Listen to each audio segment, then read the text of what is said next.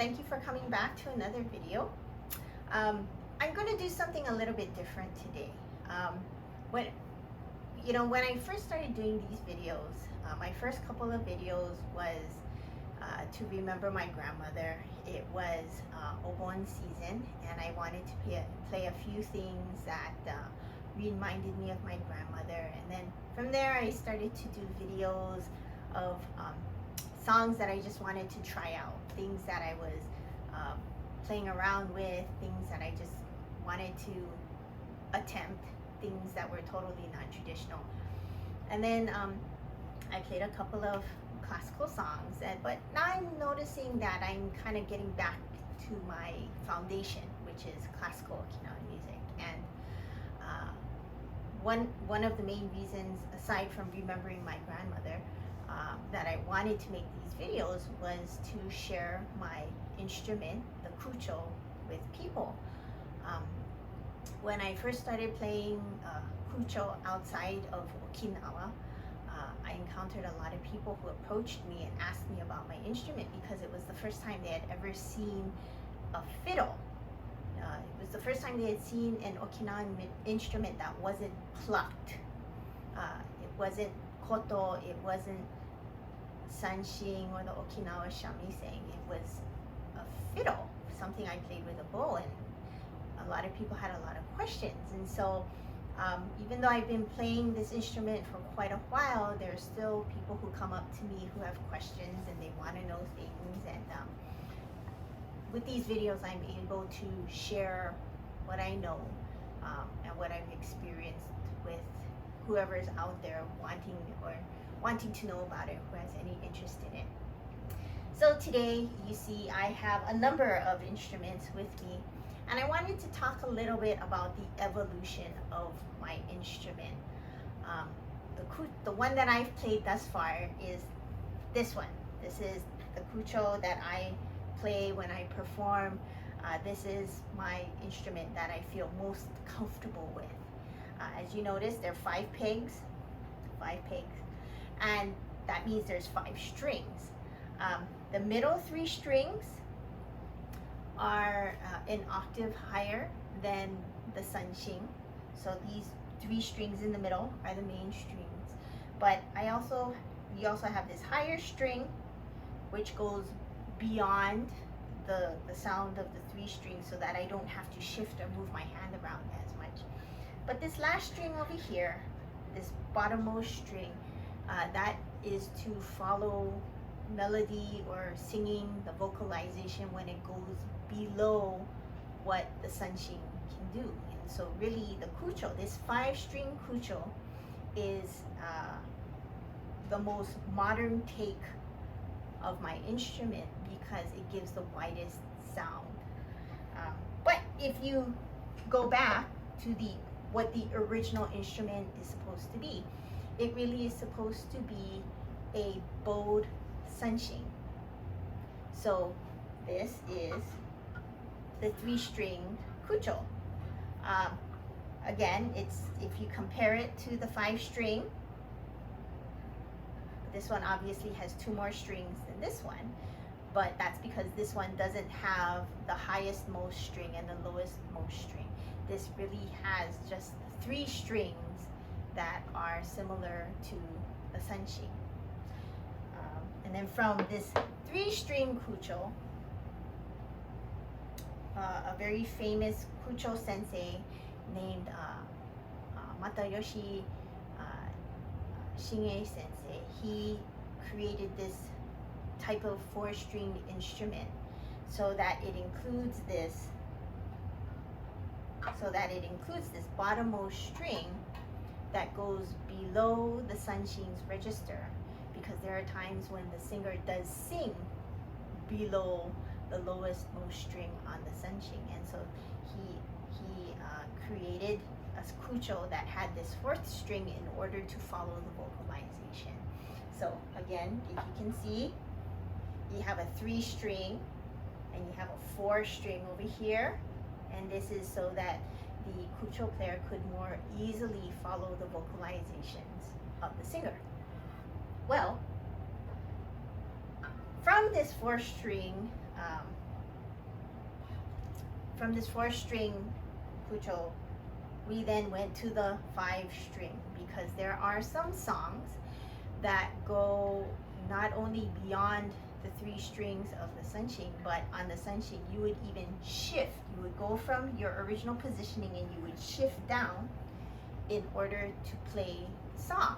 And so this 5-string Kucho allows you to maintain your original hold without having to do that shift. If we didn't have this 5-string Kucho over here, let me put this back so that my hands are free. If we didn't have a 5-string Kucho, then basically you would be playing this 3-string Kucho, but then you would be playing 1 octave lower than the Sanshin, because the Sanshin can go down here and start playing down here. But because the Kucho, it's a standing Kucho, there's nothing really keeping it in place except for your hand's position. It's very difficult to shift when you're all of a sudden wanting to go down here, and then of course you have the spread of the strings and your hands start touching strings. It gets really messy, and you can't create a clean sound. So you end up not being able to follow the Sanshin when it shifts if you only have 3 strings. With the 5-string Kucho, you are able to shift. So what I wanted to do today is I wanted to play a song that I played previously, but I'm going to play it again. Actually, I'm going to play it 2 times, so by the end of this video you guys might get sick of this song.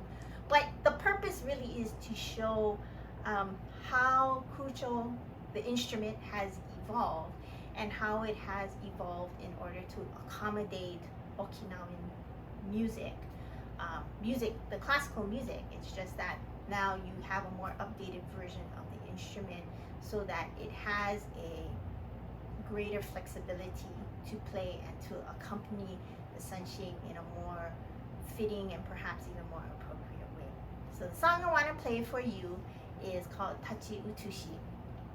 I'm going to play it on the 3-string first so that I can you can see what happens in the shifty parts, okay? Actually, no.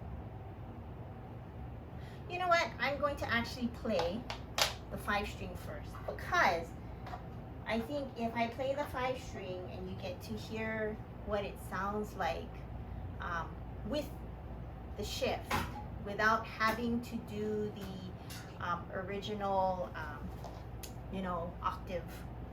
You can play at the octave. That's so much better. Okay. So I'm going to play for you Tachiutushi.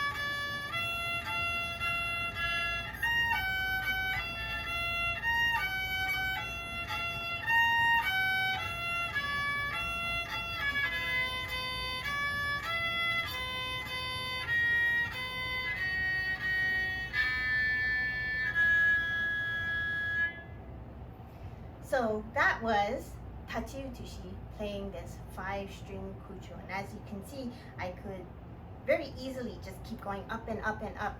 You could see me turn the Kucho in order to hit the higher notes in the higher register. This Kucho, the 5-string Kucho, was created by a sensei named Arashiro Seiko sensei. He happens to be my teacher, the person that I learned from, and that is why I really do feel most comfortable playing this 5-string Kucho. It's been a while, but I will show you how I play the same song on the 3-string Kucho, and it really has a different effect because of the shifting of the octaves. Let me grab this here. Okay, 5-string Kucho. Okay.